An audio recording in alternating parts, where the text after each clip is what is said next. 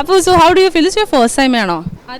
ആദ്യത്തെ സൈമയാണ്. I feel great being here and specially കോവിഡൊക്കെ കഴിഞ്ഞിട്ട് നമുക്കിങ്ങനെ ഒന്ന് ഡ്രസ്സപ്പ് ഒക്കെ ചെയ്ത് വരാൻ പറ്റിയൊരു event and I feel really happy to be here. Okay, അപ്പം അപർണ എടുത്ത് നമുക്ക് മലയാളികൾക്ക് ചോദിക്കാനുള്ള ഏറ്റവും ഇമ്പോർട്ടൻ്റ് ആയിട്ടുള്ള question, how was your experience with Surya and Karthi ഇപ്പോൾ വരാൻ പോകുന്നു?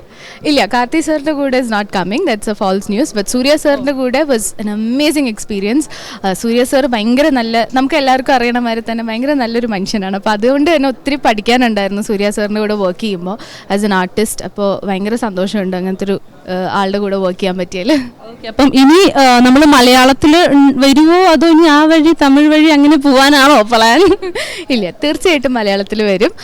കുറച്ച് നല്ല സിനിമകളുണ്ട് തമിഴിലും മലയാളത്തിലും ഒക്കെ കൂടി. അപ്പോൾ ഉടനെ തന്നെ നിങ്ങളെ അത് തേടിയെത്തും. അപ്പോൾ ഇത്രയും വലിയ ഒരു മ്യൂസീഷ്യൻ്റെ മകളാണ് അപർണ.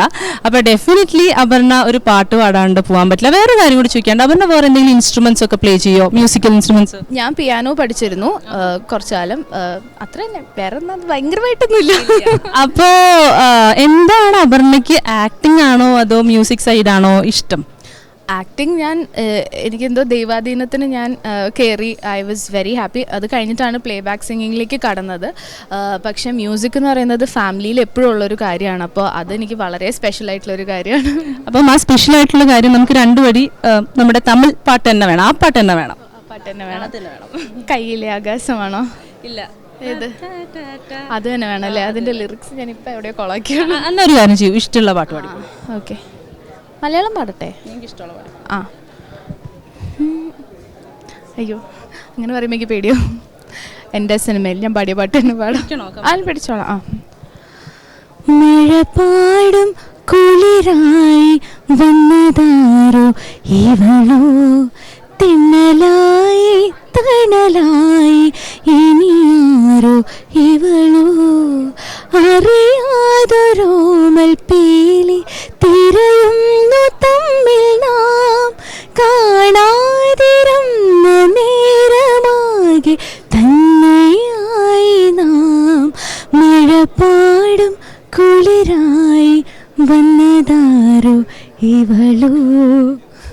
അപ്പം എനിക്ക് പറയാനുള്ളത്, like being a musician singer, അഭിനയിക്കുന്നതിനോടൊപ്പം തന്നെ പാട്ട്, we want to listen a lot of songs in your voice. Definitely yes, എനിക്ക് ഒരുപാട് ആഗ്രഹമുണ്ട് പാട്ട് പാടണമെന്നും, നല്ല കുറച്ച് പാട്ടുകൾ പാടണമെന്നും. അപ്പോൾ അതേതായാലും നടക്കട്ടെ കേട്ടോ. അപ്പം all the very best for your award.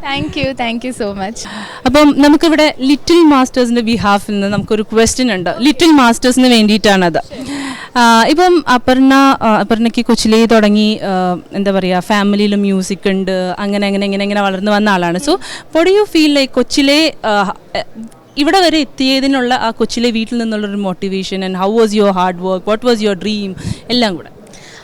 എൻ്റെ വീട്ടിൽ എല്ലാ കാര്യത്തിനും, ഇപ്പം ഞാൻ ഡാൻസ് പാട്ടൊക്കെ ചെറുപ്പം തൊട്ടിട്ടുണ്ടായിരുന്നു, എല്ലാത്തിനും ദേവ് സപ്പോർട്ടഡ് ഹോൾ ഹാർട്ടഡ്ലി. ഇപ്പോഴും സിനിമ എന്ന് പറയുമ്പോഴും എൻ്റെ വീട്ടിൽ മുത്തശ്ശൻ അമ്മൂമ്മ തൊട്ട് എല്ലാവരും ഭയങ്കര സപ്പോർട്ടാണ്. അപ്പോൾ അതുകൊണ്ട് തന്നെയാണ് എനിക്ക് ഇത്രയും ചെയ്യാൻ പറ്റുന്നതും ഇവിടം വരെ എത്തി നിൽക്കുന്നതും. അപ്പോൾ അത് കോൺസ്റ്റൻ്റ്ലി ഉള്ളതുകൊണ്ട് തന്നെയാണ്, ഒരിക്കലും സ്റ്റോപ്പ് ചെയ്തിട്ടില്ല എന്നെ.